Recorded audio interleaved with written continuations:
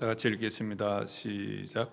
사람들에게서 난 것도 아니요 사람으로 말미암은 것도 아니요 오직 예수 그리스도와 그를 죽은 자 가운데서 살리신 하나님 아버지로 말미암아 사도된 바울은 함께 있는 모든 형제와 더불어 갈라디아 여러 교회들에게 우리 하나님 아버지와 주 예수 그리스도로부터 은혜와 평강이 있기를 원하노라.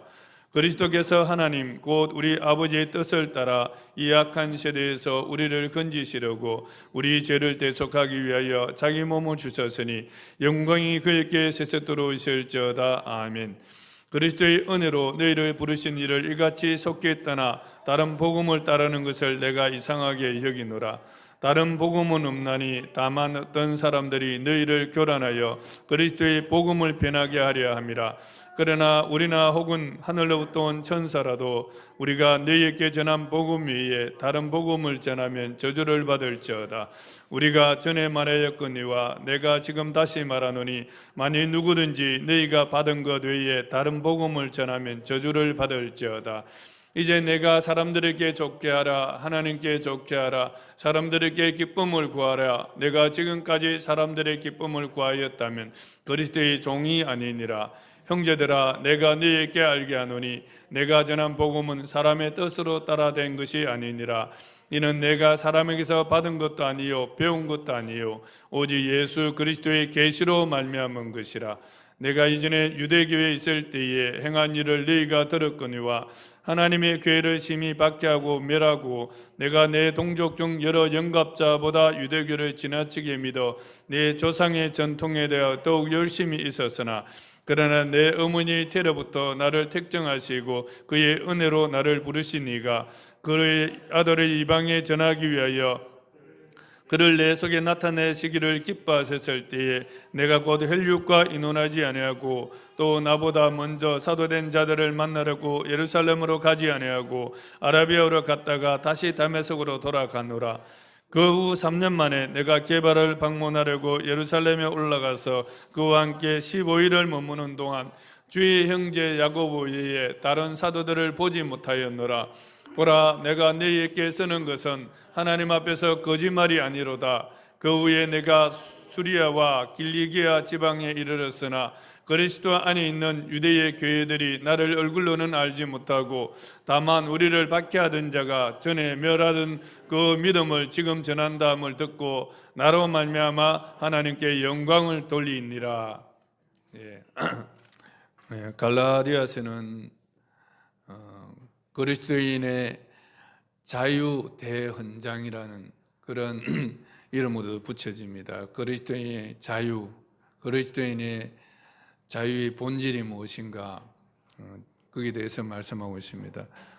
갈라디아서는 저자는 사도 바울입니다. 갈라디아 1장 1절에 한 번 더 읽어보겠습니다. 시작. 사람들에게서 난 것도 아니요 사람으로 말미암은 것도 아니요 오직 예수 그리스도와 그를 죽은 자 가운데서 살리신 하나님 아버지로 말미암아 사도된 바울은 2절까지 함께 있는 모든 형제와 더불어 갈라디아 여러 교회들에게 사도 바울이 갈라디아에 있는 갈라디아 여러 교회들에게 보낸 편지라는 것을 말씀하고 있습니다. 갈라디아 지역에 있는 여러 교회들에게 보낸 편지 형태의 말씀인 것을 알 수가 있습니다. 여기서 말하는 갈라디아 지역은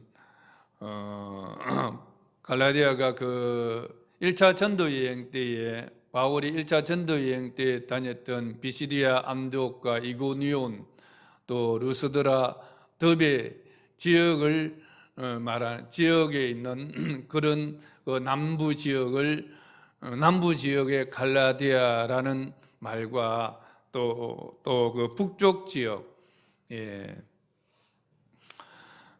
중북부에 있던 켈트족 집단이 거주하고 있는 그러한 지역을 말하는 것인지 학자들마다 의견이 다릅니다.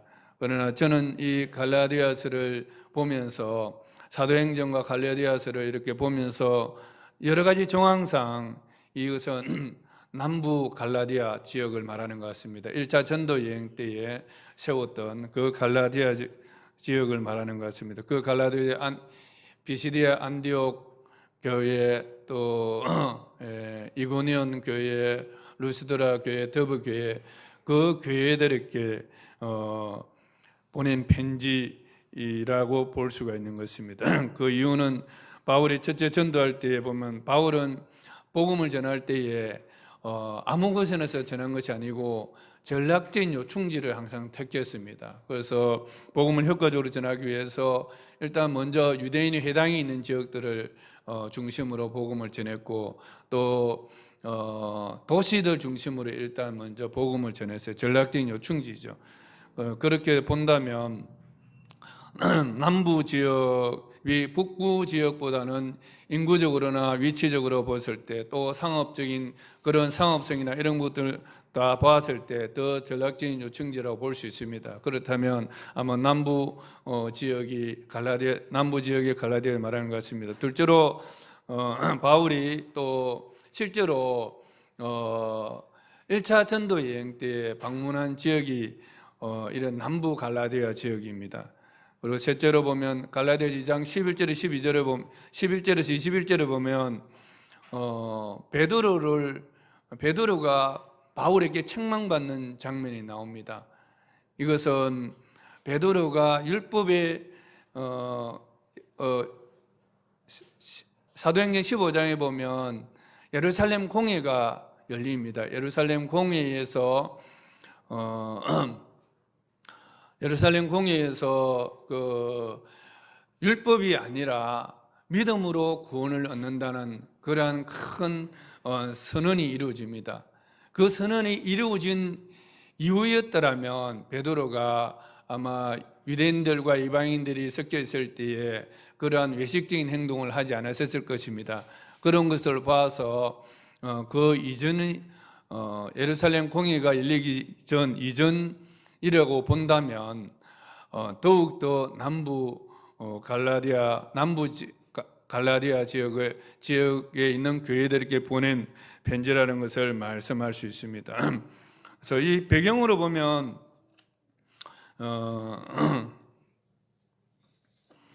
남부 1차 전도 여행 때에 복음을 전해받았던 갈라디아 교회들이 믿음으로 말미암아 예수 그리스도의 십자가와 그 부활을 믿음으로 말미암아 구원을 받는다, 하나님의 자녀가 되고 성령을 받았던 그러한 역사성을 갖고 있었습니다. 그런데 이들에게 그 유대로부터 내려온 사람들, 유대주의적인 그리스도인이죠. 유대교를 믿었지만 기독교를 개종했지만 여전히 유대적인 그러한 율법적인 신앙을 가졌던 그 사람들이 내려와서 그리스도를 믿는 믿음만이 아니라 거기에 한 개 플러스를 합니다. 그것이 뭐냐면 율법을 지켜야 한다.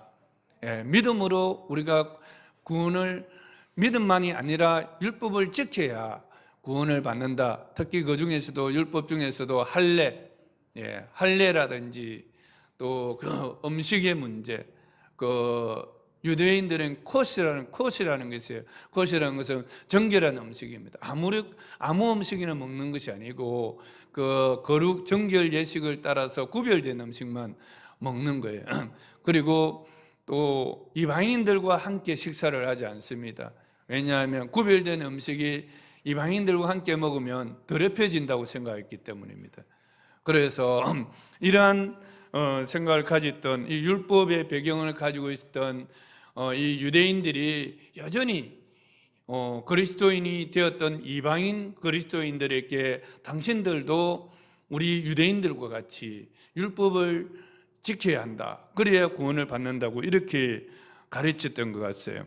이것은 사실은 복음을 왜곡시켰던 것입니다. 우리가 기억해야 될 것은 예수 그리스도의 십자가와 그 부활은 우리를 구원하기에 모든 충족성을 다 만족시켜 주십니다. 그리고 또 성령으로 말미암아 역사하시는 것은 모든 율법의 그러한 요구들을 다 만족시켜 주십니다. 그래서 그리스도의 충족성과 성령의 충분성을 사실은 약화시키는, 왜곡시키는 그러한 가르침인 것입니다. 그래서 우리도 중요한 것은 이 하나님의 복음이 왜곡되지 않아야 합니다. 어쨌든 우리가 하나님의 복음이 변질되지 않도록 우리가 교회가 하나님의 복음을 보존하여 가고 또 그 복음의 말씀대로 살아갈 때에 참된 자유를 얻게 되는 것입니다. 그래서 거짓 첨가물 이런 것들이 교회 안에 퍼지고 있었기 때문에 그래서 사도 바울은 자신이 이 갈라디아 지역에 전했던 이 복음은 어떤 것이었는가, 정말 그것에 대해서 복음에 대해서 변호하는 것이 1장과 2장이에요. 자기가 전했던 복음은 그냥 사람으로부터 배운 것이 아니다. 그리고 유명하다는 사람들로부터 배운 것도 아니다. 그 당시에 유명한 교회에 유명한 사람들이 누구겠습니까? 사도들이겠죠, 그죠? 그런 사도들에게 내가 배워서 누구한테 전한 것이 아니다. 바로 그리스도로부터, 예수 그리스도로부터 직접 계시로 받았던 말씀, 복음의 말씀이었다. 이 복음보다 이 복음을 변하게 하는 것은 바로 저주를 받을 것이다. 다른 복음은 없다. 그렇게 전하고 있는 것이 바로 이 1장, 2장 말씀입니다. 그래서 3장, 4장은 뭐냐면 이 복음에 대해서 신학적으로 이제 변호를 하고 있어요. 신학적으로 보더라도 그리스도의 십자가와 그 부활을 믿음으로 말미암아 우리가 구원을 받는다. 믿음으로 말미암아 성령을 받고 믿음으로 말미암아 축복을 받는다. 율법의 저주에서, 죄의 저주에서 우리가 정말 자유하게 되고 하나님 앞에 올바른 관계를 맺고 하나님 안에서 성령을 받게 되고 온전하게 자유로운 삶을 그리스도인의 자녀로서 참 자유를 누리며 살 수 있게 된다는 것을 신학적으로 말하고 있어요. 그래서 율법과 은혜, 이 관계가 어떻게 되는가를 또 구약적인 그 배경을 가지고 신학적으로 설명해 주고 있고, 또 모세와 아브라함의 관계를 통해서 모세보다는 아브라함이 훨씬 더 월등한 사람이다. 그리고 하갈과 또 사라, 이 관계를 통해서 사라는 여종이었지만 하갈은 여종이었지만 또 사라는 자유 있는 여자였다. 자유 있는 여자였다는 거죠. 그래서 자유 있는 여종의 아들로서 그 이삭이 나고 또 여종의 아들로서 이스마엘이 났는데, 이스마엘이 이삭을 핍박했던 것처럼 여종이 정말 자유 있는 여종의 아들을 핍박했던 것처럼 오늘도 이 잘못된 왜곡된 그런 가르침이 진리된 복음의 진리를 핍박하고 있는 그런 삶이라는 것을 말하면서 우리는 다시 종의 멍에를 매지 말고 자유 있는 참 복음을 따라 살아라 하는 것을 말하고 있습니다. 그래서 우리도 오늘날도 보면 우리 생활하는 삶들 속에서 많은 핍박하는 요소들이 있습니다. 하나님의 복음의 진리대로 살면 오히려 핍박을 받아요. 그래서 적당하게 타협을 하면서 사람들이 살아가려고 하고 있는데, 그런 타협 안에는 자꾸 이렇게 첨가물을 집어넣습니다. 그리스도도 좋지만 이것도 있어야 된다 이러면서 하나님의 복음을 약화시키고 변질시켜 버립니다. 그러나 참된 진리는, 참된 자유는 그리스도의 복음 안에 있을 때, 그때 참된 자유가 온다는 것을 말하고 있습니다. 그래서 5장 6장은 또 이러한 진리를, 이러한 복음을 어떻게 갈라디아 교회에 적용시켜야 될 것인가 하는 것을 말하고 있습니다. 그것은 나중에 한번 읽으면서 우리가 한번 보도록 하겠습니다. 그래서 어쨌든 갈라디아서는 그 주제가 그리스도인의 자유입니다. 그리스도인의 참된 자유가 무엇인가? 율법으로부터 자유, 하나님과의, 이것은 우리가 율법의 저주 아래 있으면 하나님과의 관계가 막힙니다. 특히 죄의 종으로 우리가 살고 있으면 하나님과의 관계가 막힙니다. 그래서 그리스도인의 이 자유는 바로 예수 그리스도의 십자가와 부활로 말미암아 하나님과의 관계에 있어서 막힘이 없이 자유롭게 하나님 앞에 나아갈 수 있는 그 자유를 말하는 것입니다. 우리 침례교는 참 자유를 중요하게 여깁니다. 그래서 성서의 자유입니다. 이 성경을 누구든지 자유롭게 직접 읽고 그 성경의 말씀을 자유롭게 해석할 수 있는 권리가 우리에게 있다는 것입니다. 침례교는 그래서 성서의 자유, 예전에 로마 가톨릭 시대에는 가톨릭이 신자들을 오히려 구속을 했잖아요. 그래서 성경을 해석할 수 있는 권리를 안 줬습니다.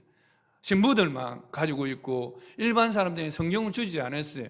루터가 그러한 잘못된 왜곡된 복음 앞에 담대하게 정말 자유를 외쳤던 것이죠. 그래서 그가 외쳤던 것 중에서 중요한 것이 바로 믿음으로 우리는 자유롭게 됐다는 것입니다. 그래서 우리는 성경을 여러분들이 마음대로 볼 수 있다는 것이 얼마나 큰 축복인지 깨달으시기를 바랍니다. 여러분의 성경을 또 자유롭게 읽을 수 있습니다. 그리고 또 우리 침례교회가 외치는 것이 뭐냐면 영혼의 자유입니다. 모든 각각 개인 여러분 자신들의 영혼들은 하나님 앞에 또 나아갈 수 있는 자유가 있습니다. 신부를 통해서 신부 앞에 고해 성사를 통해서 하나님 앞에 나아갈 수 있는 것이 아니라 누구든지 그리스도를 통해서 믿음으로 이제 제사함을 받은 영혼은 누구든지 어떤 영혼이든지 종이든지 정말 자유자든지 신분이 높은 자든지 신분이 천한 자든지 남자든 여자이든지 어린이든 노인이든지 누구든지 관계없이 그 영혼이 하나님 앞에 나아가서 하나님의 은혜를 구할 수 있다는 것입니다. 그래서 영혼의 자유를 말하고 있고요. 그 다음에 교회의 자유입니다. 각 교회들은 하나님께서 목회자들을 보내서 세우시고 또 그 교회에 성령이 친히 인도해 가시기 때문에 아무리 작은 교회라 할지라도 아무리 큰 교회라 할지라도 하나님은 차별 두시지 않으시고 각 교회가 고유하게 하나님 앞에 나아가서 예배할 수 있는 그 자유를 허락하신 거예요. 그래서 침례교회는 교단이란 총회가 있지만 총회가 어떤 교회를 좌지우지할 수가 없습니다. 각 교회가 자유롭게 결정을 내리고 자유롭게 또 활동을 할 수 있는 것입니다. 단지 소속으로서 하나의 연합이지 감독기구가 아니라는 것입니다. 그래서 오직 그리스도만이 주인이시고 그리스도만이 교회를 이제 인도해 가신다는 그러한 원리를 따르고 있습니다. 그리고 침례교는 신앙의 자유를 말하고 있습니다. 우리 각자가 각 교회가 정말 내가 믿음의 생활에 있어서 정말 자유롭게 그리스도 앞에서 할 수 있는 그런 권리가 있습니다. 그래서 어떤 것보다도 침례교회는 믿음에 있어서 양보를 하지 않습니다. 그래서 항상 성경 중심이고 또 믿음 중심으로 또 각 교회 중심으로 각자의 영혼이 자유롭게 하나님을 만날 수 있는 그런 시스템으로 만들어진 것이 바로 침례교회입니다. 오늘 우리 역사에 있어서도 많은 우리의 신앙의 자유들을 좀먹게 하는 그런 것들이 있지만 교권주의도 그 중에 하나입니다. 그리고 율법주의도 그 중에 하나입니다. 그리고 또 한 가지는 자유방종도 그 중에 하나입니다. 그래 이런 모든 것들로부터 우리는 하나님의 복음의 이 말씀, 이 복음의 이 말씀을 우리가 왜곡시키지 않아야하고 바로 직격함으로 인해서 우리는 참된 자유를 누릴 수 있게 되는 것입니다. 그래서 우리가 이러한 좋은 신앙의 유산들을 여러분들이 잘 지켜서 이 바울이 말하는 참된 그리스도인의 자유를 여러분이 누릴 수 있기를 바랍니다. 우리 조금 늦게 오신 분들은 같이 못 읽었는데 우리가 일단 1장은 읽었습니다. 1장, 2장은 우리가 갈라디아 교회들이 받았던 그 복음의 말씀의 확실성, 분명성, 정확성에 대해서 한치 오류도 없다 하는 것을 변호하는 말씀입니다. 그래서 그러기 위해서는 그 복음을 전했던 바울 자신의 또 변호도 같이 필요가 하겠죠. 그래서 바울 자신의 변호와 자신이 사도가 된 것은, 복음 전하는 사도가 된 것은 하나님의 뜻으로 말미암아 됐다는 것이고, 자기가 받아서 전했던 그 말씀도 복음도 바로 예수 그리스도의 계시로 말미암아 온 것이라. 12절 말씀 한번 보겠습니다. 1장 12절, 11절 12절 한번 보겠습니다. 시작. 형제들아, 내가 너희에게 알게 하노니 내가 전한 복음은 사람의 뜻을 따라 된 것이 아니니라. 이는 내가 사람에게서 받은 것도 아니요 배운 것도 아니요 오직 예수 그리스도의 계시로 말미암은 것이라. 17절 말씀을 한 번 더 보도록 하겠습니다. 바울이 이제 자기가 예수님을 만나고 그 말씀을, 계시의 말씀을 받은 뒤에 그가 어떻게 했는지 17절 시작. 또 나보다 먼저 사도된 자들을 만나려고 예루살렘으로 가지 아니하고 아라비아로 갔다가 다시 다메섹으로 돌아갔노라. 이 말씀도 자기가 받은 복음의 메시지는 사도들로부터 받은 것이 아니라는 것을 다시 말하고 있습니다. 독립적으로 그리스도로부터 받았다는 것을 말하고 있습니다. 그리고 18절 보겠습니다. 그 후 3년 만에 내가 게바를 방문하려고 예루살렘으로 올라가서 그와 함께 15일을 머무는 동안 주의 형제 야고보 외에 다른 사도들을 보지 못하였노라. 3년 후에 올라가서도 많은 사도들로부터 배운 것이 아니라는 것을 여전히 말하고 있습니다. 그때 본 사람은 15일 동안 있으면 베드로와 야고보, 예수님 형제 야고보 이 두 사람밖에 보지 못했다는 것을 말하고 있습니다. 그리고 2장부터 넘어가 보겠습니다. 2장부터도 여전히 자신이 이방인들에게 복음을 전하게 된 배경들을 설명하고 있습니다. 그리고 자신의 복음이 또한 그 당시에 유명하다는 사람들, 바로 사도들에게 또 자기가 전했던 복음을 또 이렇게 전했던 것이, 공유를 했던 것이죠. 그렇게 검증을 받았다는 것입니다. 자기가 전한 복음과 예루살렘 교회 사도들이 전하는 복음과 다른 바가 없고 동일하다는 것을 서로가 동의를 했다는 것입니다. 그러므로 이 복음을 변할 수 없는 중요한 진리라는 것을 다시 말하고 있는 것입니다. 다시 한번 보겠습니다. 2장 읽어보겠습니다. 여러분 신약 성경 303페이지 좀 다 찾았었어요? 같이 성경 새로 오신 분인데 성경이 있어요? 그럼 성경 좀 뒤에 성경을 하나 주세요. 그 뒤에도 있네. 저 뒤쪽에도 하나 있고.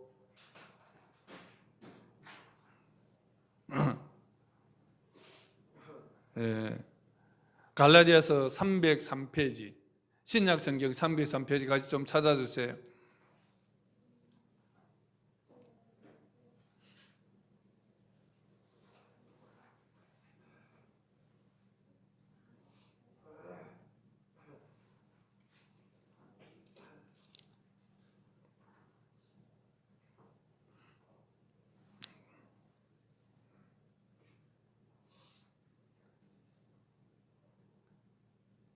신약 쪽입니다. 뒤쪽으로 보시면 303페이지.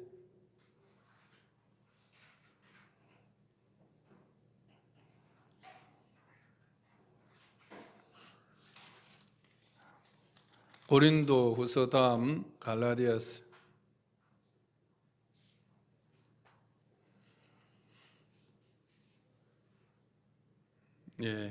갈라디아서 2장부터 읽겠습니다. 2장.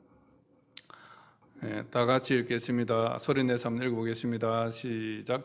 14년 후에 내가 바나바와 함께 디도를 데리고 다시 예루살렘에 올라갔나니 계시를 따라 올라가 내가 이방 가운데서 전파하는 복음을 그들에게 제시하되 유력한 자들에게 사사로이 한 것은 내가 다름질하는 것이나 다름질한 것이 헛되지 않게 하려 함이라.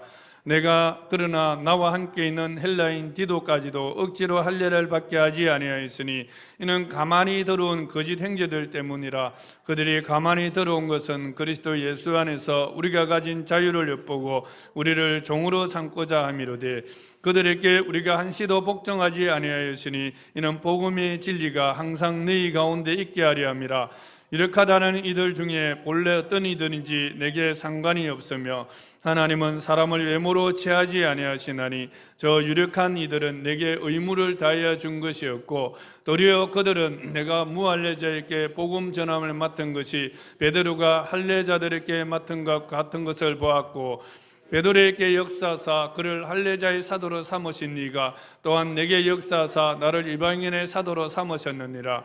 또 기둥같이 여기는 야고보와 게바와 요한도 내게 주신 은혜를 알므로 나와 바나바에게 친교의 악수를 하였으니 우리는 이방인에게로 그들은 할례자에게로 가게 하려 함이라. 다만 우리에게 가난한 자들을 기억하도록 부탁하였으니 이것은 나도 본래부터 힘써 행하러 왔노라. 예. 여기까지 보면 아까 말씀드린 것처럼 바울이 이방인 가운데서 전했던 그 복음을 예루살렘 교회의 지도자들에게 제시를 했고 그 예루살렘 교회 지도자들은 바울이 전하는 복음을 검증해 본 결과 자기들이 전하는 복음과 동일하다 하는 것을 인정하고 동의를 하고 친교의 악수를 청했다는 것입니다. 악수는 이제 의미가 그죠? 동의하고 같은 편이라는 것이죠, 그죠? 네, 그것을 인정했다는 것을 말하고 있습니다. 자, 11절부터 또 읽겠습니다. 시작. 게바가 안디옥에 이르렀을 때에 책망받을 일이 있기로 내가 그를 대면하여 책망하였노라. 야고보에게서 온 어떤 이들이 이르기 전에 게바가 이방인과 함께 묵다가 그들이 오매 그가 할례자들을 두려워하여 떠나 물러가매 남은 유대인들도 그와 같이 외식함으로 바나바도 그들의 외식에 유혹되었느니라. 그러므로 나는 그들이 복음의 진리를 따라 바르게 행하지 아니함을 보고 모든 자 앞에서 게바에게 이르되 내가 유대인으로서 이방인을 따르고 유대인답게 살지 아니하면서 어찌하여 억지로 이방인을 유대인답게 살게 하려느냐 하였노라. 우리는 본래 유대인이요 이방 죄인이 아니로되 사람이 어렵게 되는 것은 율법의 행위로 말미암은 것이 아니요 오직 예수 그리스도를 믿음으로 말미암는 줄 알미로 우리도 그리스도 예수를 믿나니 이는 우리가 율법의 행위로서가 아니고 그리스도를 믿음으로서 의롭다함을 얻으려 함이라. 율법의 행위로서는 의롭다함을 얻을 육체가 없느니라. 만일 우리가 그리스도 안에서 의롭게 되려 하다가 죄인으로 드러나면 그리스도께서 죄를 짓게 하는 자냐? 결코 그럴 수 없느니라. 만일 내가 헐었던 것을 다시 세우면 내가 나를 범법한 자로 만드는 것이라. 내가 율법으로 말미암아 율법에 대하여 죽었나니 이는 하나님에 대하여 살려 함이라. 내가 그리스도와 함께 십자가에 못 박혔나니 그런즉 이제는 내가 사는 것이 아니요 오직 내 안에 그리스도께서 사신 것이라. 이제 내가 육체 가운데 사는 것은 나를 사랑하사 나를 위하여 자기 자신을 버리신 하나님의 아들을 믿는 믿음 안에서 사는 것이라. 내가 하나님의 은혜를 패하게 하지 아니하노니 만일 어렵게 되는 것이 율법으로 말미암았으면 그리스도께서 헛되이 죽으셨느니라. 우리가 그리스도가 오시기 이전에는 우리 모든 사람들은 율법의 정죄 때문에 다 이제 지옥으로 갈 수밖에 없는 그러한 운명이었습니다. 그래서 율법의 종이 되었습니다. 그래서 율법의 역할은 계속적으로 우리가 죄를 지으면 죄를 정죄하는 거잖아요.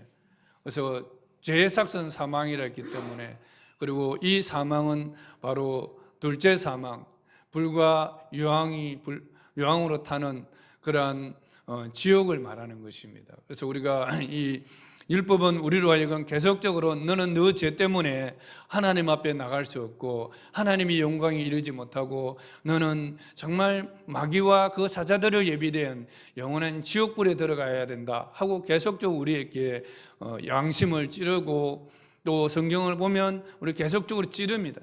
찔려서 죄 있는 것을 더욱더 각인시켜서 하나님과의 관계를 단절시켜 버립니다. 그것이 율법 아래 있었던 사람들이었는데, 그런데 이제 우리가 참된 자유에 이르게 된 것은 바로 그리스도와 동일시할 때입니다. 20절에 보면 내가 그리스도와 함께 십자가에 못 박혔나니 그런지 이제는 내가 사는 것이 아니요 오직 내 안에 그리스도께서 사시는 것이라.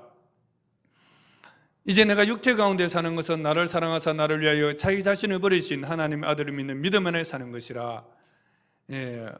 우리가 육체 가운데서 살고 있지만 이제 우리가 사는 것은 정말 나를 사랑하사 자기 자신을 십자가 위에서 나를 대신해서 나의 죄를 대신해서 십자가에서 죽어주신 예수 그리스도를 믿는 믿음으로 내가 살 때에 내 안에 그리스도께서 들어오셔가지고 그리스도께서 내 안에서 살아주시는 것이라는 것을 말하고 있습니다.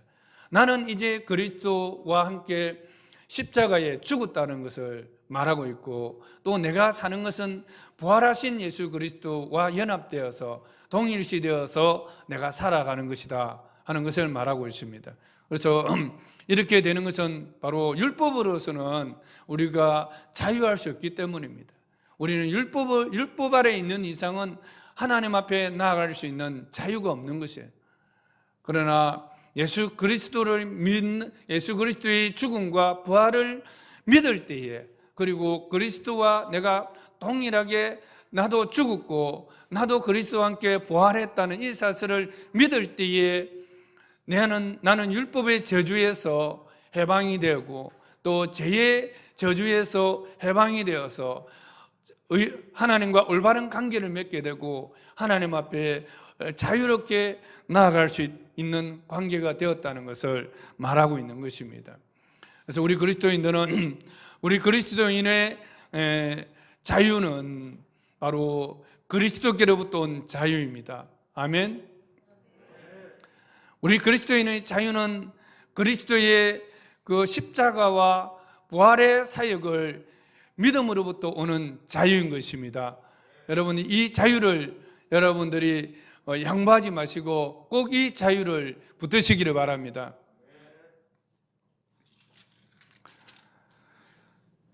그런데 이 갈라디아 교회는 이 믿음으로 말미암는 이 참된 자유를 버리고 다시 율법 아래로 들어가려는 것입니다. 율법 아래로 들어가려고 하는 이런 것들은 마치 담을 흘렀다가 다시 세우는 것과 똑같다는 거예요.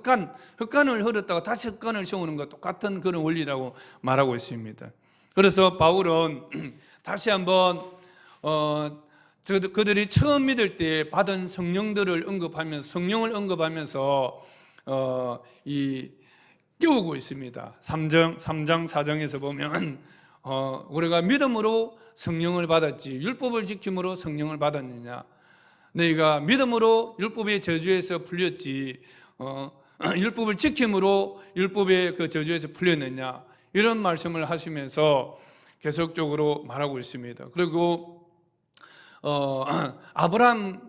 아브라함을 예로 들면서 아브라함도 믿음으로 하나님 주신 약속을 믿음으로 축복을 받았다는 것입니다. 그러면서 계속적으로 이 믿음의 법에 대해서 말하고 있습니다. 자, 3장도 같이 한번 읽어보겠습니다.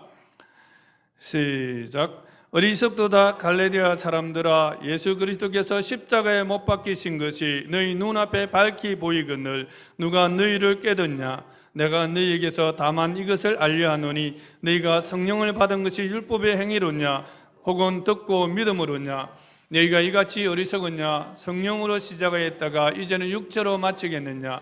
너희가 이같이 많은 괴로움을 헛되이 받았느냐? 과연 헛됐냐? 너희에게 성령을 주시고 너희 가운데서 능력을 행하시는 이의 일이 율법의 행위에서냐 혹은 듣고 믿음에서냐? 아브라함이 하나님을 믿음에 그것을 그에게 의로 정하셨다 함과 같으니라.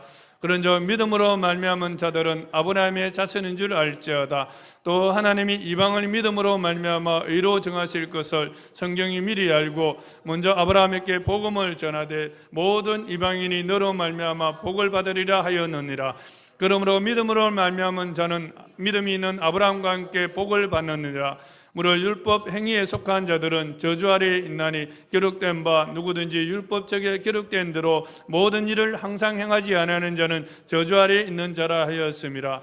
또 하나님 앞에서 아무도 율법으로 말미암아 의롭게 되지 못할 것이 분명하니 이는 의인은 믿음으로 살리라 하였음이라. 율법은 믿음에서 난 것이 아니니 율법을 행하는 자는 그 가운데서 살리라 하였느니라.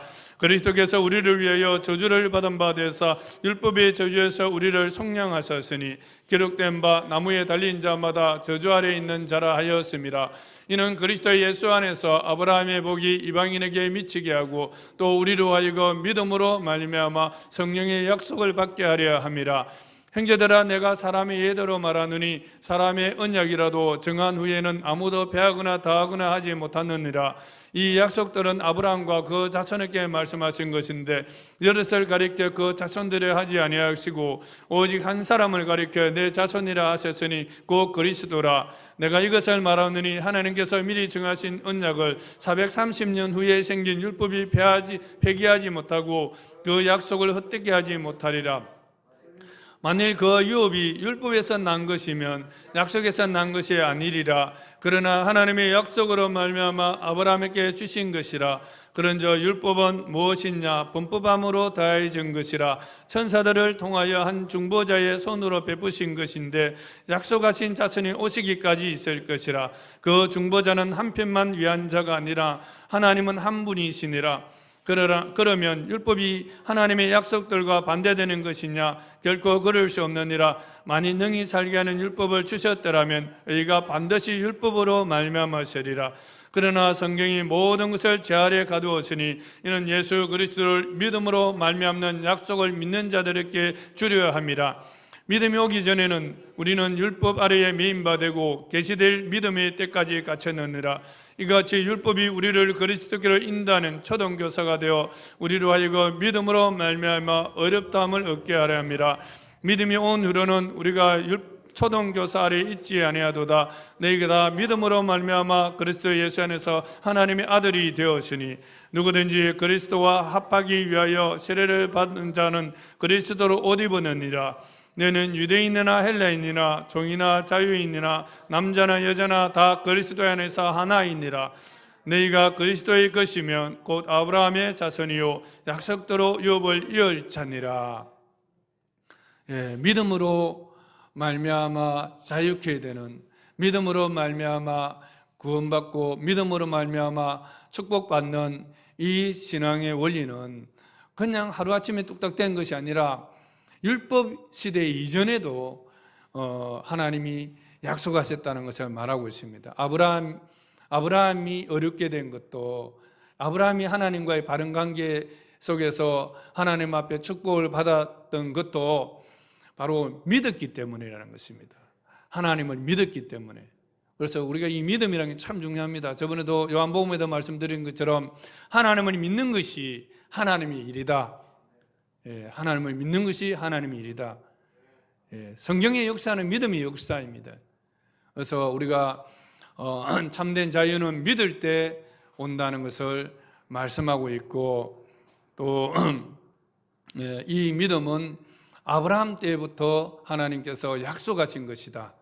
그래서 믿음으로 또한 성령의 약속을 받게 했다는 것을 말하고 있습니다. 그래서 우리는 믿음 외에 다른 것들을 자꾸 얹으려고 하는데 그것들은 그리스도의 십자가와 부활의 이 능력이 불충분하다고 생각하는 것입니다. 그래서 그리스도의 십자가와 부활의 이 복음은 우리의 모든 죄들을 사하시기에 완전하시고 또 우리로 하여금 새 생명을 가운데 살아가시기도 하는데 완전하시다는 것을 말씀하고 있습니다.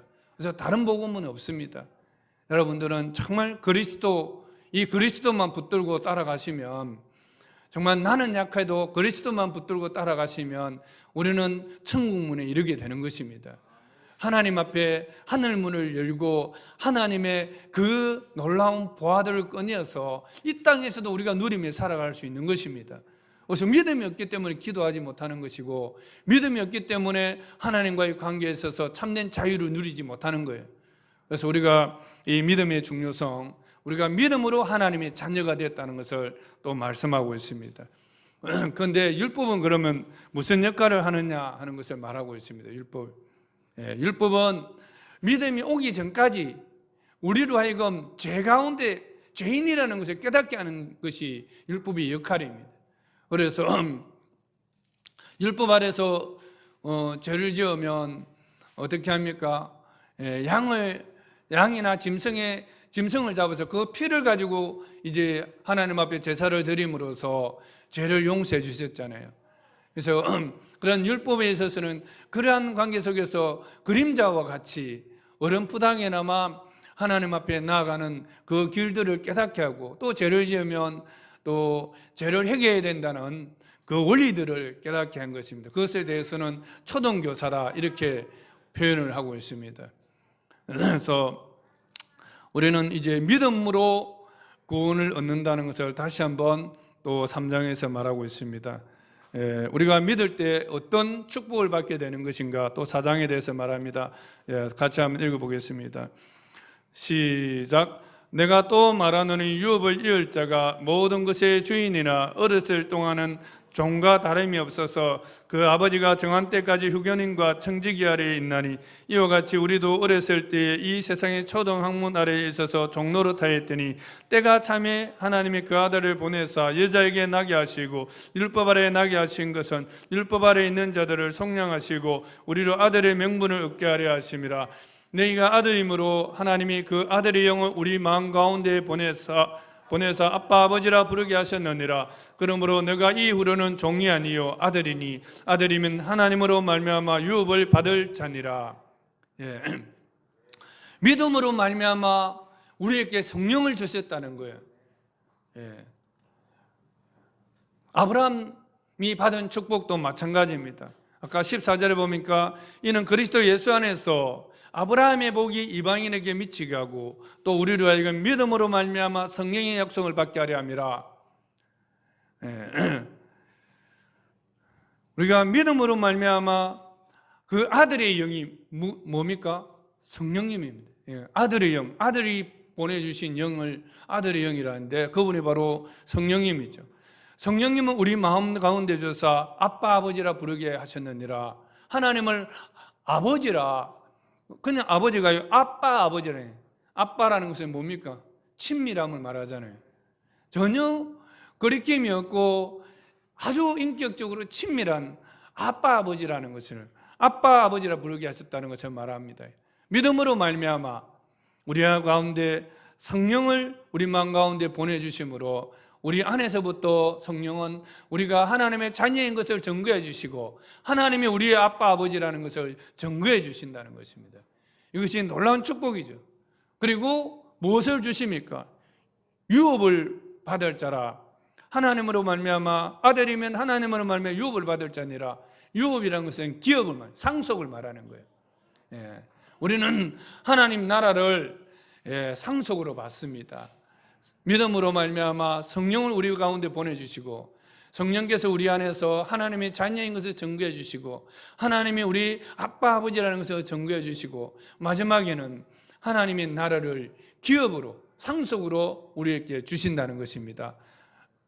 여러분, 이 하나님의 기업을 다 받아들일 수 있는 그런 믿음의 사람들이 되기를 바랍니다. 8절부터 또 읽겠습니다. 시작. 그러나 너희가 그때에는 하나님을 알지 못하여 본질상 하나님이 아닌 자들에게 종노릇하였더니 이제는 너희가 하나님을 알 뿐 아니라 더욱이 하나님이 아신 바 되었거늘 어찌하여 다시 약하고 천박한 초등학문으로 돌아가서 다시 그들에게 종노릇하려 하느냐. 너희가 날과 달과 절기와 해를 삼가 지키니 내가 너희를 위하여 수고한 것이 어떨까 두려워하느라. 형제들아 내가 너희와 같이 되었은저 너희도 나와 같이 되기를 구하노라. 너희가 내게 해롭게 하지 아니하였느니라. 내가 처음에 육체의 약함으로 말미암아 너희에게 복음을 전한 것을 너희가 아는 바라. 너희를 시험하는 것이 내 육체에 있으되 이것을 너희가 없인여기지도 아니하며 버리지도 아니하고 오직 나를 하나님의 천사와 같이 또는 그리스도 예수와 같이 영접하였도다. 너희의 복이 지금 어디 있느냐? 내가 너희에게 증언하노니 너희가 할 수 있었더라면 너희의 눈이라도 뼈 나에게 주었으리라. 그런즉 내가 너희에게 참된 말을 함으로 원수가 되었느냐? 그들이 너희에게 대하여 열심 내는 것은 좋은 뜻이 아니요 오직 너희를 이간시켜 너희로 그들에게 대하여 열심을 내게 하려 함이라. 좋은 일에 대하여 열심으로 사모함을 받으면 내가 너희를 대하였을 때뿐 아니라 언제든지 좋으니라.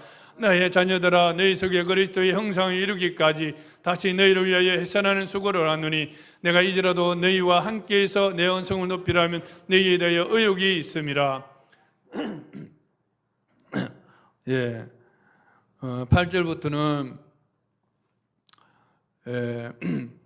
이런 하나님의 나라를 유업으로 받을 우리의 신분인데 우리가 다시 세상 초등학문들 복음이 아니라 그리스도로 말미암은 복음이 아니라 세상 초등학문으로 돌아가느냐는 것이, 이 초등학문을 또 보면 여기서 뭐를 예를 들면 날과 달과 절기 해를 삼가 지킨다 이런 것입니다. 이게 다 율법이고 유대인들에게는 율법이겠지만 오늘날 우리가 말하면 날 지키고 날 받고 하는 게 뭡니까? 미신들이죠. 맞죠? 날 받아가지고 이사를 가도 못을 박아야 되잖아요. 못 함부로 박으면 이 저주가 온다 생각하니까 날 받아서 가는 거예요. 이젠 그럴 필요가 없어요. 여러분 부적 붙여놓고 그 축복이 오기를 바라고 재앙이 떠나기를 바라는 이런 것들이 다 초등학문이라는 거죠. 이제 그리스도 안에서 우리는 자유로운 영혼입니다. 그래서 우리는 그리스도 안에서 정말 모든 저주에서 해방이 된 자들이에요. 그런데 아직도 그 저주가 무서워서 날 받고 그런 세상에 미신 전부로 다니고 하는 마술 이런 것들, 그런 것들은 세상 초등학문들에 속한 자들이 마치 율법에 속한 자들과 동일하다는 것입니다. 그리스도의 십자가에서 우리는 율법으로부터 해방이 되었고 모든 죄의 저주로부터 우리 해방이 되었습니다. 여러분 믿으시기를 바랍니다. 이제 그리스도를 믿는다면 그리스도 안에서 얼마든지 믿음으로 그 저주로부터 우리는 해방됐다는 것을 믿고 마음껏 여러분들을 사시면 돼요. 이사 가고 싶은 날 가시면 돼요. 꼭 주일날 예배 안 드리고 다른 그날 이사하려 하지 말고 평일날 얼마든지 하셔도 돼요. 절대 그런 저주가 없습니다. 여러분 믿으십니까? 21절부터 읽겠습니다.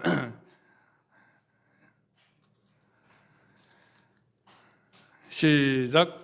내게 말하라. 율법 아래 있고자 하는 자들아 율법을 듣지 못하였느냐? 기록된 바 아브라함에게 두 아들이 있으니 하나는 여종에게서 하나는 자유 있는 여자에게서 났다 하였으며 여종에게서는 육체를 따라 났고 자유 있는 여자에게서는 약속으로 말미암았느니라.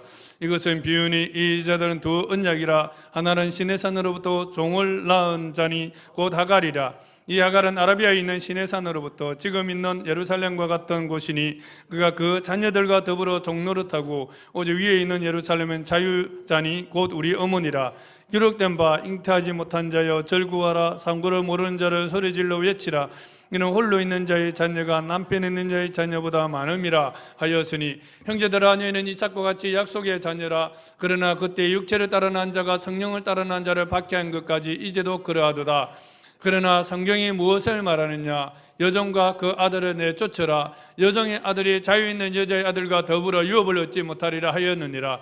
그런저 형제들아 우리는 여종의 자녀가 아니요 자유 있는 여자의 자녀니라. 아멘. 핵심 말씀은 29절부터 31절입니다. 한 번 더 읽겠습니다. 시작. 그러나 그때 육체를 따라 난 자가 성령을 따라 난 자를 받게 한 것 같이 이제도 그러하도다. 그러나 성경이 무엇을 말하느냐? 여종과 그 아들을 내쫓으라. 여종의 아들이 자유 있는 여자의 아들과 더불어 유업을 얻지 못하리라 하였느니라. 이것은 하갈과 사라를 비유로 들어서 표현을 했는데 무엇을 말합니까? 세상 초등학문을 따라서 살던 사람은 결국은 하나님의 기업에 참여하지 못한다는 거예요. 하나님 나라에 들어가지 못한다는 것입니다. 하나님 나라를 기업으로 상속을 받지 못한다는 것을 말하고 있습니다. 그래서 오직 성령을 따라 난 자, 믿음으로 말미암아 성령을 따라 믿는 자들만이 바로 하나님 나라 유업에 들어가게 될 것을 말하고 있습니다. 그래서 우리가 이러한 놀라운 복음의 진리를 받았는데 왜 다시 세상 미신을 따라가는 것입니까? 예수님도 믿지만 지금 이제 연말이잖아요. 내년 신년 운세 보러 교회 간 다음에 또 전 보러 가는 사람들도 있습니다. 이게 똑같은 사람이에요.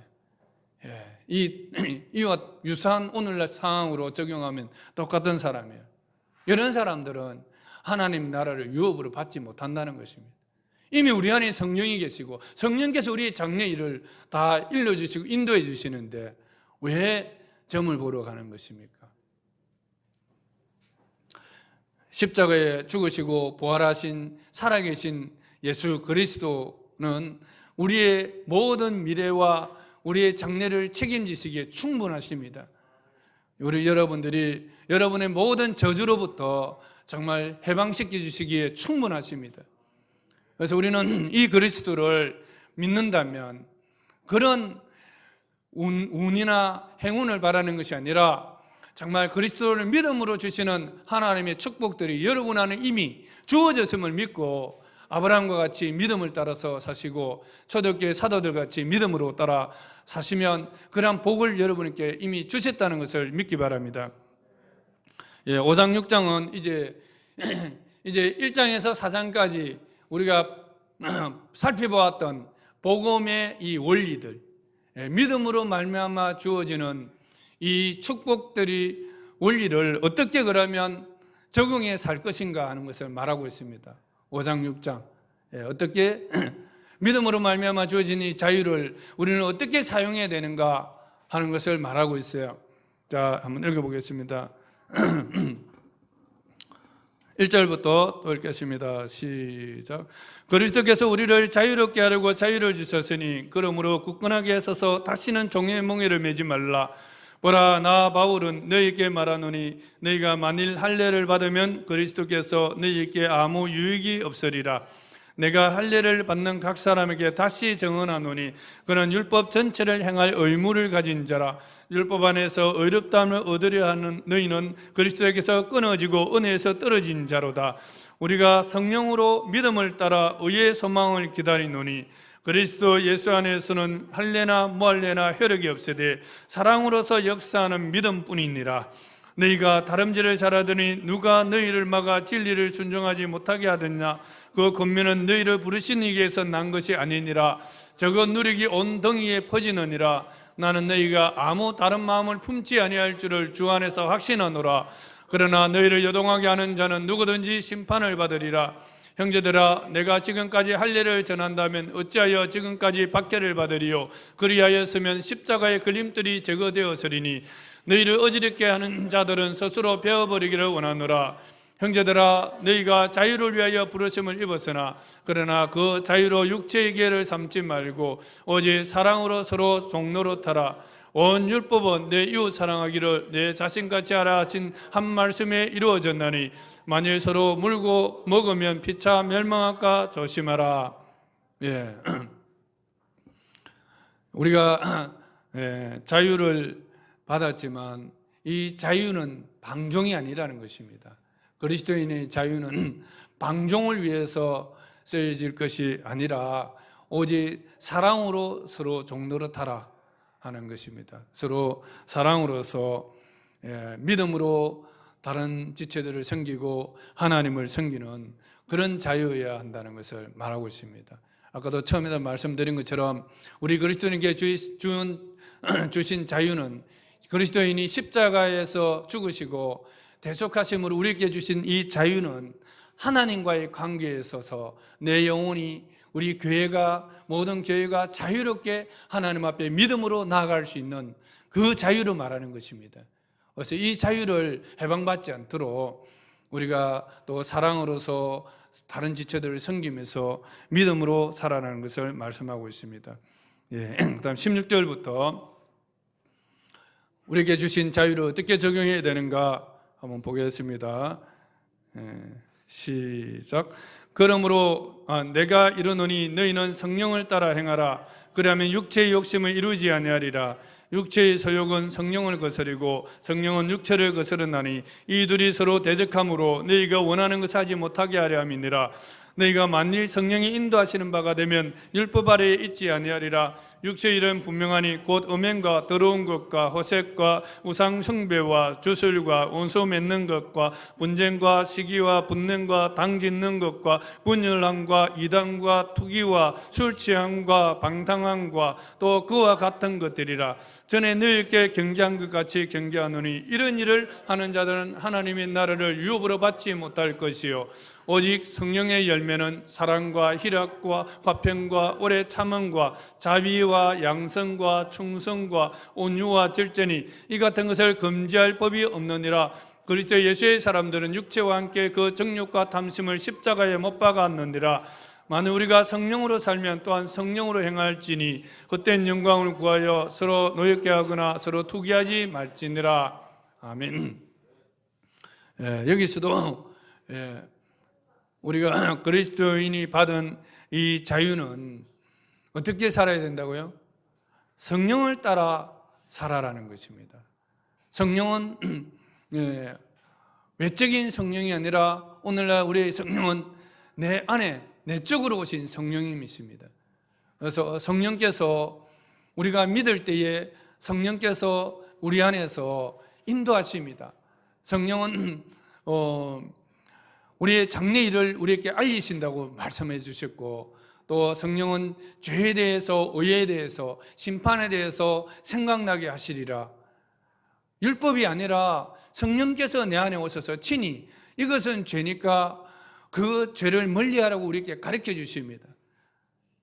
구체적으로 어떤 것이 성령을 따라 하지 아니하고 육체를 따라 행하는 것인지를 말하고 있습니다. 그래서 우리가 우상숭배 나오는 것도 있잖아요. 19절부터 나오는 이런 것들이 바로 육체의 일이라 말하고 있습니다. 음행하는 것들. 음행이 뭡니까? 자기 아내 놔두고 자기 남편 놔두고 다른 배우자와 혼외 정사를 하는 것이죠. 이것이 음행이잖아요. 또 우상숭배, 주술은 마술입니다. 그죠? 원수 맺는 것, 분쟁 시기, 이 모든 또 술 취함, 이것도 방탕한 것들, 이거 다 육체의 일인데 우리가 우리의 힘으로는 이 육체의 일을 이길 수가 없어요. 오직 성령을 따라서 성령이 내 안에 주시는 것들을 믿음으로 순종하고 그것을 따라 살려고 할 때에, 그럴 때에 우리는 육체의 이 일들을 따르지 아니하고 성령으로 살게 되고, 그리고 또 성령의 열매들을 우리 안에 맺게 해주신다는 것을 말하고 있습니다. 그래서 우리는 성령을 따라라는 것입니다. 성령이 내 안에 주시는 것들을 소멸하지 말고, 성령님께서 야, 니 그거 죄다, 그것에 가지 마라 이럴 때는, 그거 먹지 마라 이럴 때는 순종을 해야죠. 무시하니까 성령에 충만한 것이 아니라 술에 충만해버린 이런 삶을 살게 되는 거죠.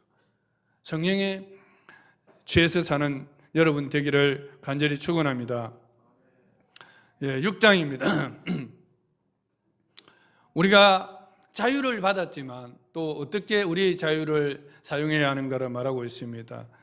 6장 또 같이 읽겠습니다. 시작. 형제들아, 사람이 만일 무슨 범죄한 일이 드러나거든 신령한 너희는 온유한 심령으로 그러한 자를 바로잡고 너 자신을 살펴보아 너도 시험을 받을까 두려워하라. 너희가 짐을 서로 지라. 그리하여 그리스도의 법을 성취하라. 만일 누가 아무것도 되지 못하고 된 줄로 생각하면 스스로 속임이라. 각각 자기 일을 살피라. 그리하면 자랑할 것이 자기에게는 있어도 남에게는 있지 아니하리니 각각 자기의 짐을 질 것이니라. 가르침을 받는 자는 말씀을 가르치는 자와 모든 좋은 것을 함께하라.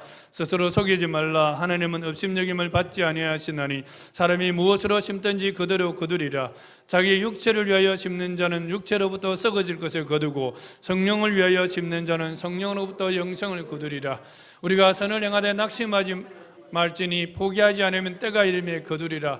그러면 우리는 귀 있는 대로 모든 이에게 착한 일을 하되 또 믿음의 가정들에게 할지니라. 내 손으로 너에게 이렇게 큰 글자로 쓴 것을 보라. 무려 육체의 모양을 내려 하는 자들이 억지로 너에게 할례를 받게 하면 그들이 그리스도의 십자가로 말미암아 박해를 면하려 함뿐이니라. 할례를 받은 그들이라도 스스로 율법을 지키지 아니하고 너에게 할례를 받게 하려 하는 것은 그들이 너희의 육체로 자랑하려 함이라. 그러나 내게는 우리 주 예수 그리스도의 십자가 외에 결코 자랑할 것이 없으니 그리스도로 말미암아 세상이 나를 다하여 십자가에 못 박히고 내가 또한 세상을 다하여 그러하니라. 할례나 무할례가 아무것도 아니로되 오직 새로 지으심을 받은 것만이 중요하니라. 무릇 이 규례를 행하는 자에게와 하나님의 이스라엘에게 평강과 긍휼이 있을지어다. 이후로는 누구든지 나를 괴롭게 하지 말라. 내가 내 몸에 예수의 흔적을 지니고 있느라. 형제들아, 우리 주 예수 그리스도의 은혜가 너희 심령에 있을지어다. 아멘. 또 우리가 믿음으로 살려고 하지만 때로는 또 범죄하게 됩니다.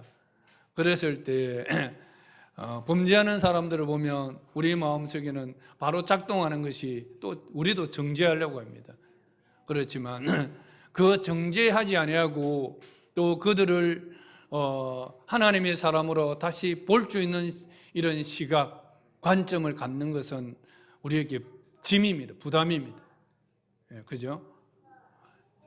죄 짓는 사람들을 보고 같이 생활한다는 것은 참 부담이에요. 그것은 우리가 그것을 일일이 간섭할 것이 아니라 오히려 기도하고 성령 안에서 변화되어도록 또 도와주고, 도리어 그럴 때 우리가 해야 될 것은 나 자신을 돌아보라는 것입니다. 나의 짐을 지라는 것입니다. 여전히 우리도 동일하게 그런 죄를 또 짓고 있거든요. 그래서 우리 자신이 성령 안에서 또 더 성령을 따라 살 수 있도록 그렇게 깨워서 기도하면서 살아가라는 것입니다. 그래서 죄의 부담은 죄 짓는 사람도 있지만 또 같이 보는 사람에게도 함께 있습니다. 그래서 그런 부담들은 우리가 서로 지고 또 자유하도록 기도해주는 그런 관계가 바로 믿음으로 사는 사람, 믿음을 자유를 받은 믿음의 사람들의 자세인 것 같습니다. 그리고 바울은 그의 자랑은 육체의 어떤 외모에 있는 것이 아니라 바로 십자가 외에는 결코 없다고 말하고 있습니다. 14절 한 번 더 읽겠습니다. 시작. 그러나 내게는 우리 주 예수 그리스도의 십자가 위에 결코 자랑할 것이 없으니 그리스도로 말미암아 세상이 나를 대하여 십자가에 못 박히고 내가 또한 세상을 대하여 그러하니라. 우리는 정말 그리스도만이 우리의 복이요 또 그리스도만이 나를 자유케 하신 분이라는 사실을 우리가 믿고, 그래서 우리가 자랑할 것은 이 세상에서의 외적인 것이 아니다는 것입니다. 외적인 것은, 외모라는 것이 무엇을 말하겠습니까? 생긴 모양을 말하는 것이 아니라 외적인 조건들을 말하는 것입니다. 가령 나는 강남에 60평짜리 아파트에 산다, 이런 것도 있잖아요. 나는 상위 1%에 속한다, 나는 금수저다, 이런 것들, 그것이 결코 자랑이 아니라는 것입니다. 그 당시에 왜 이스라엘 사람들이 할례를 받고 율법을 지키려 했던 것입니까? 그것은 바로 선민이라는, 나는 택감받은 특별한 사람이다 하는 그런 자랑을 하기 위해서입니다. 그러나 우리 그리스도인에게는 정말 그리스도의 십자가만이 우리의 자랑인 것입니다. 그래서 바울은 내 몸에 예수의 흔적이 있다. 그래서 예수의 흔적이 있는 것이 자랑이라는 것입니다. 예수님이 십자가에 죽으시고 부활하신 그 주님을 자랑하려고 하다가 자신이 핍박을 받은 그 흔적, 그것이 바로 자랑이라고 말하고 있습니다. 오로지 그리스도의 그 십자가, 그것이 우리의 모든 축복을 주기에 충분하다는 것을 말하고 있고, 또한 그리스도께서 보내신 영이신, 아들의 영이신 성령께서 내 안에 오시면 나로 하여금 그 믿음의 법을 따라 주시는 참 자유에 이르게 하신다는 것을 말하고 있습니다. 성령과 그리스도 이 두 분의 사역이 나로 하여금 모든 복에 이르게 하는 참된 그러한 믿음의 충분성을 제공해 주고 있다는 것을 말하고 있습니다. 그래서 우리 예수 그리스도를 믿는 여러분들은 이제 더 이상 세상으로 돌아가지 마십시오. 세상의 방식대로 살려고 하지도 말고 세상 사람들의 그 인정을 받기 위해서, 세상 사람들의 비위를 맞추기 위해서 다시 율법으로 돌아가던 그런 것과 같은 믿음, 그런 삶으로 우리가 돌아가지 아니하고 오직 그리스도 안에서 주신 참된 자유를 따라서 종의 멍에를 매는 것이 아니라 자유를 가지고 하나님 앞에서 당당하게 살아가는 여러분 될 수 있기를 간절히 축원합니다. 이제는 우리 주 예수 그리스도의 은혜와 하나님 아버지의 지극하신 사랑과 성령의 교통하심과 충만하심이 오늘도 육체를 따라 살지 아니하고 오직 성령을 따라 살기를 원하는 우리 주영관계 모든 지체들과 그 가정들이 지금부터 영원토록 함께 하시기를 간절히 축원하옵나이다. 아멘.